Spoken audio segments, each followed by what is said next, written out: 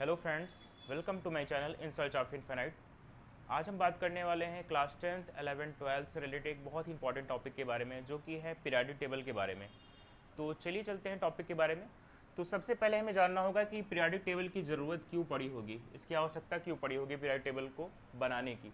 तो अगर हमें अलग अलग एलिमेंट के बारे में स्टडी करना है तो उसे एक स्थान पर एक जगह पे कलेक्ट करके रखना था हमें, ठीक है, जिससे हम जान पाते हैं कि जो एलिमेंट है ये एक ही तरह की क्वालिटी रखता है। अब एक ही तरह की क्वालिटी से ले लेना क्या है, देखते हैं पहले।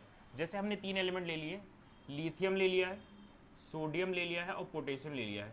आप जानते हैं कि लिथियम कितना होता है। लिथियम आप जानते हैं कि लिथियम हो जाएगा 3 हो जाएगा, 2, 1 इसके आउटर मोशन में एक इलेक्ट्रॉन है।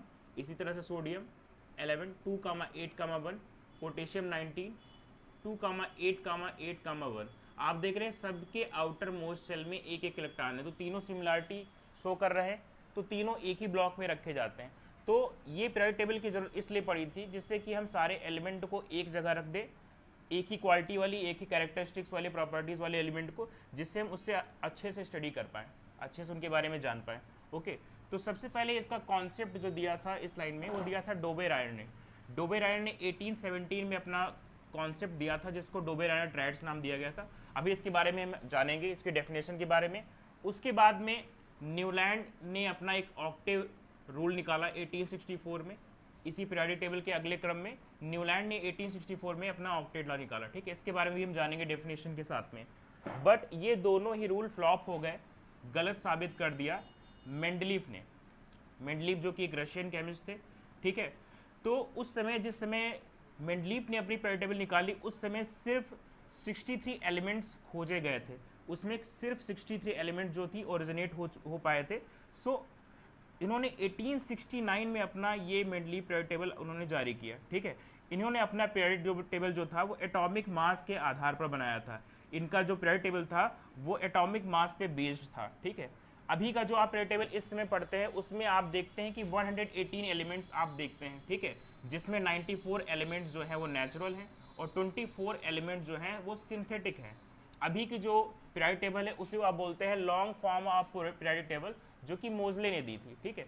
तो चलिए चलते हैं इसके बारे में डिटेल स्टडी करते हैं, और डोबेरायर ट्रायड और न्यूलैंड लॉ ऑफ ऑक्टेव के बारे में और मेंडलीव के पीरियोडिक टेबल के बारे में जानेंगे हम, ठीक है। चलिए चलते हैं टॉपिक पर। चलिए चलते हैं, देखते हैं टॉपिक डोबेरायर ट्रायड्स। तो पहले इसकी डेफिनेशन जान लेते हैं डोबेरायर ट्रायड्स। इसके हिसाब से डोबेरायर का त्रिक समूह बोलते हैं, क्योंकि 3 एलिमेंट को लेकर इन्होंने बनाया था। तो पहले इसकी डेफिनेशन देख लेते हैं, फिर इसका एक्सप्लेनेशन देखते हैं। सो according to Doberan stated in his law of triad that the arithmetic mean of the atomic masses of the first and third element in a triad would be equal to the atomic mass of the second element in that triad। अब इसका क्या मतलब, इन्होंने बताया था कि अगर element को इंक्रीजिंग ऑर्डर के आधार पर, क्वालिटी के आधार पर हम 3 एलिमेंट ले लें, तो फर्स्ट और थर्ड का जो मीन होगा वो सेकंड के बराबर होगा। तो चलिए देखते हैं, एग्जाम्पल के थ्रू समझने की कोशिश करते हैं। एक एलिमेंट हमने ले लिया है लिथियम, सोडियम और पोटेशियम। मैंने आपको बताया था किस तरह से सिमिलरिटी शो करते हैं। लिथियम 3 होता है 2, 1, सोडियम 11 होता है 2, 8, 1 और पोटेशियम होता है 19, 2, 8, 1। आप देख रहे हैं ये सारे ही आउटर मोशन में एक इलेक्ट्रॉन शो कर रहे हैं, मतलब इनमें सिमिलर प्रॉपर्टीज हैं। तो तीनों एलिमेंट्स को हमने ले लिया, तो इनका एटॉमिक मास देख लेते हैं। इसका एटॉमिक 7 हो जाएगा, इसका 39 हो जाएगा। तो इनका मीन निकाल के देखते हैं। तो 7 + 39/2 यही इसका मीन होगा, 46/2 यानी 23, जो कि सोडियम का एटॉमिक मास होता है। तो आप देख रहे हैं फर्स्ट और थर्ड का जो मीन होगा वो सेकंड के बराबर होगा। यही डोबेरायर ट्रायड था। बट आगे चल के ये लॉ फ्लॉप हो गया, जस्ट बिकॉज ऑफ, क्योंकि आगे कुछ एलिमेंट ऐसे मिले जिसमें ये चीज़ फॉलो नहीं हो रही थी, ठीक है। चलिए चलते हैं next, Newland law of octave की तरफ चलते हैं। इनका जो लॉ था वो बेस था म्यूजिकल नोट पे। जैसे म्यूजिकल नोट में हम जानते हैं सारे गामा पाधा नीसा, सा के बाद दोबारा से सा की रेपिटेशन हो जाती है, आप देख रहे हैं। उसी तरह से लॉ ऑफ ऑक्टेव में पहले इसकी डेफिनेशन जान लेते हैं। So the law of Octave that states that every eighth element has similar properties when the elements are arranged in the ascending order of their atomic masses। चलिए अब example के through समझने की कोशिश करते हैं। जैसे चलिए एग्जाम्पल देख लेते हैं। तो एग्जाम्पल हमने एटॉमिक मास के असेंडिंग ऑर्डर में ले लिया, lithium, beryllium, boron, carbon, nitrogen, oxygen, fluorine, neon, sodium, magnesium, aluminium, silicon, phosphorus, sulphur, chlorine, argon और इसी तरह से पोटेशियम। आप देख रहे हैं कि फर्स्ट एलिमेंट जो है वो एट्थ एलिमेंट से प्रॉपर्टी शो कर रहा है। हर एक जो एलिमेंट होगा वो एट्थ वाले एलिमेंट से प्रॉपर्टी शो करेगा। देखिए बेरिलियम मैग्नीशियम से शो कर रहा है, कैसे? बेरिलियम 4 होता है 2,2, देख रहे हैं आउटर मोस्ट में 2 इलेक्ट्रॉन है। मैग्नीशियम 12, तो 2,8,2, इसके भी आउटर मोस्ट में 2 ही इलेक्ट्रॉन है, जैसा कि आप देख रहे हैं। तो इसके एर्थ एलिमेंट पे ये पड़ेगा। तो बोरान कितना होता है? बोरान होता है 5, 2,3, इसके आउटर मोस्ट में 3 इलेक्ट्रॉन है। उसी तरह से एल्युमिनियम 13, 2,8,3। आप देख रहे हैं फर्स्ट एलिमेंट एट्थ एलिमेंट से प्रॉपर्टी शो कर रहा है। ये था न्यूलैंड का लॉ ऑफ ऑक्टेव कि अगर एलिमेंट को एटॉमिक मास के असेंडिंग ऑर्डर में अरेंज करते हैं then first element eighth element से प्रॉपर्टी शो करता है। ठीक है, तो Dobereiner and Newlands law of octave आपको क्लियर हो गया होगा। अब चलते हैं नेक्स्ट टॉपिक की तरफ जो कि है मेंडलीव पीरियोडिक टेबल। चलिए मेंडलीव पीरियोडिक लॉ के बारे में बात कर लेते हैं। सो पहले इसकी डेफिनेशन जान लेते हैं क्या होता है। According to this law the properties of elements are periodic function of their atomic masses. यानी जो मेंडलीव पीरियोडिक लॉ जो था पूरी तरह से एटॉमिक मासेस पर आधारित था। मेंडलीव ने लॉ ऑफ ऑक्टेव जो था न्यूलैंड का और डोबेरेंट उसको खारिज कर दिया, उसको गलत बताया और एक अपना एक अलग कॉन्सेप्ट बनाया। ठीक है, जिसके हिसाब से उन्होंने एटॉमिक मासेस के बढ़ते क्रम के आधार पर असेंडिंग ऑर्डर के आधार पर इन्होंने अपने पीरियोडिक टेबल बनाई। ठीक है, बट इनकी भी पीरियोडिक टेबल में कुछ कमी आती है। जैसे कि अब जिस समय ये मेंडलीव की पीरियोडिक टेबल आई थी उसमें 63 एलिमेंट जो थे वो नोन उसमें थे, 63 एलिमेंट्स के बारे में जानते थे और 63 एलिमेंट्स ही खोजे गए थे। ठीक है, बट इसमें भी कुछ कमियां थी। जैसे कि पहली कमी, इन्होंने हाइड्रोजन एटम जो था उसका प्लेस क्लियर नहीं किया था, उसमें डिसऑर्डर था। उसमें ये नहीं था कि उसे फर्स्ट ग्रुप में रखता है। आप जानते हैं कि हाइड्रोजन 2 प्रॉपर्टी शो करता है, एक एल्कली मेटल की भी शो करता है, साथ में हैलोजन की भी शो करता है। तो इसका प्लेस क्लियर नहीं था। सेकेंडली नोबल गैसेस क्योंकि उस समय तक खोजी नहीं गई थी। ठीक है, क्लियर। तो नोबल गैसेस के लिए भी कोई भी प्लेस नहीं छोड़ा गया था। जैसे कि आप देखते हैं मॉडर्न पीरियोडिक टेबल में जो 18 ग्रुप होता है जिसको 0 ग्रुप बोलते हैं वो इनर्ट गैसेस या नोबल गैसेस के लिए रखा जाता है। थर्ड जो मेन दिक्कत थी वो थी कि इन्होंने जगह जगह पर वैकेंट प्लेसेस छोड़ रखे थे, जगह जगह पे इन्होंने वैकेंट प्लेस छोड़ दिया था, जगह खाली रखी थी। ठीक है, पर्पस ये था कि आगे जो नए एलिमेंट खोजे जाएंगे वो वहाँ पर फिल हो जाएंगे। ठीक है, कुछ ऐसे एलिमेंट थे जिनको ऐसे ग्रुप में रख दिया गया था जो वो प्रॉपर्टी नहीं शो करते थे। जैसे मैग्नीज है, मैग्नीज को हैलोजन ग्रुप में रख दिया गया था, 17th ग्रुप में रख दिया गया था, जबकि 17th ग्रुप जो होता है वो हैलोजन का होता है, जो कि मैग्नीज जो आप जानते हैं मैग्नीज बिल्कुल हैलोजन की प्रॉपर्टी नहीं शो करता है। ठीक है, फिफ्थ इन्होंने अपना जो ग्रुप था, जो अपना पीरियोडिक टेबल था वो एटॉमिक मास के आधार पर बनाया था, एटॉमिक मास पे बेस्ड था। ठीक है, तो देखिए जैसे कोबाल्ट का जो एटॉमिक मास होता है 58.93 होता है और निकिल का 58.71 होता है। फिर भी जो निकिल है उसको बाद में रखा गया, इसको पहले रख दिया गया।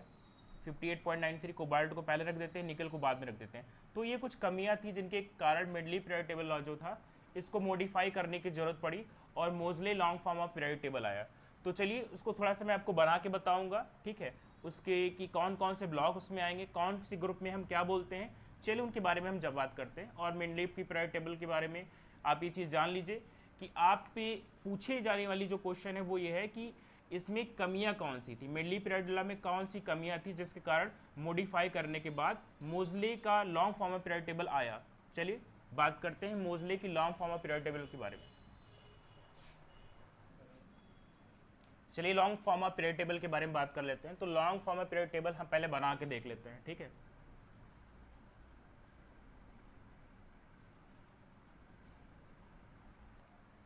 तो चलिए देखते हैं।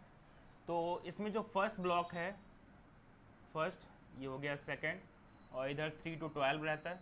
ठीक है, और 13, 14, 15, 16, 17 और 18।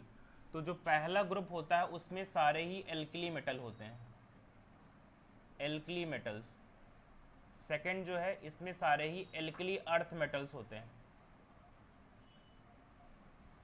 अगर भरने की बात करें तो एल्कली मेटल्स हो जाएंगे hydrogen, lithium, sodium, potassium, rubidium, caesium और फ्रांसियम। इसी तरह से सारी चीज़ें आप भर देंगे। सो एल्कली मेटल्स जो हैं ये इस तरह से हमने भर दिए। एल्कली अर्थ मेटल, 3rd से 12 तक जो एलिमेंट भरे जाते हैं वो सारे ही आपके मेटल्स होते हैं और इनको ट्रांजिशन एलिमेंट्स बोलते हैं। ट्रांजिशन एलिमेंट्स या इसको हम बोलते हैं हिंदी में संक्रमक तत्व। ये ट्रांजिशन एलिमेंट्स इसलिए बोलते हैं क्योंकि ये डायगोनल रिलेशनशिप शो करते हैं। जो डायगोनल पे एलिमेंट होता है उससे ये रिलेशनशिप शो करते हैं। ठीक है, तो 3 to 12 जो होंगे वो आपके मेटल्स होंगे सारे। ठीक है, 13 to 16 जो एलिमेंट्स होंगे ये नॉन मेटल्स होंगे और साथ में मेटलॉइड्स होंगे। नॉन मेटल्स होंगे और मेटलॉइड्स होंगे। इनको हम बोलते हैं पोस्ट ट्रांजिशन एलिमेंट्स। ध्यान रखिएगा, इसे हम बोलते हैं पोस्ट ट्रांजिशन एलिमेंट्स। 17th जो ग्रुप होता है वो होते हैं हैलोजन। ये हैलोजन ग्रुप होता है, इनके आउटर मोस्ट शेल में एक इलेक्ट्रॉन की कमी होती है। 18th जो होता है इसको हम नोबल गैसेस ग्रुप बोलते हैं या इसको इनर्ट गैसेस या जीरो ग्रुप का नाम भी देते हैं। ठीक है, ये जीरो ग्रुप होता है, इसमें सारी ही नोबल गैसेस होती हैं। और नोबल गैसेस आप जानते हैं वो गैसेस होती हैं जो कि फ्री स्टेट में होती हैं नेचर में, जस्ट बिकॉज अब इनका ऑक्टेट कंप्लीट हो चुका होता है। और लास्ट में जो 2 सीरीज आप देख रहे हैं नीचे वो है लेंथेनाइड सीरीज और एक्टेनाइड सीरीज। लेंथेनाइड सीरीज और एक्टेनाइड सीरीज, इन दोनों ही सीरीजों में 14 एलिमेंट रहते हैं। 14 एलिमेंट दोनों में ही मौजूद होते हैं। ठीक है, क्लियर नहीं क्लियर? सो ये फर्स्ट जो हो जाएगा ग्रुप ये हो जाएगा एल्कली मेटल्स का, दूसरा एल्कली अर्थ मेटल का। 3rd to 12 इसमें ही सारे ही मेटल होंगे जिनको हम ट्रांजिशन एलिमेंट बोलेंगे। 13 to 16 वो सारे ही नॉन मेटल और मेटलॉइड होंगे जिनको हम पोस्ट ट्रांजिशन एलिमेंट बोलते हैं। और जो 17 ग्रुप होगा वो हैलोजन ग्रुप होगा। 18th ग्रुप होगा वो नोबल गैसेस का होगा जिसको हम जीरो ग्रुप भी बोलते हैं। इसमें सारी इनर्ट गैसेस रहती हैं। Inert gas like neon, argon, xenon, krypton, radon, ये सारी जो गैसेस होंगी नोबल गैसेस वो 18th ग्रुप में रखी जाएंगी। अब बात कर लेते हैं हम ब्लॉक कैसे पहचानेंगे कौन सा ब्लॉक है ये। ठीक है, तो ये जो 2 चीज़ें बनी हैं वो सारी ही एस ब्लॉक में है। ये दोनों ग्रुप जो आते हैं वो एस ब्लॉक में है। ये जो मिड वाला आपको दिखाई दे रहा है ये डी ब्लॉक है। This is the D block. ये 13 to 18 जो आपको दिखाई दे रहा है ये है पी ब्लॉक। ठीक है, तो एस ब्लॉक में जो एलिमेंट्स जो हैं वो alkali metals, alkali earth metals होंगे। तो आप समझ सकते हैं कि एस ब्लॉक कौन सी प्रॉपर्टी शो करेगा। अगर डी ब्लॉक में सारे ही मेटल हैं तो किस तरह की प्रॉपर्टी शो करेंगे।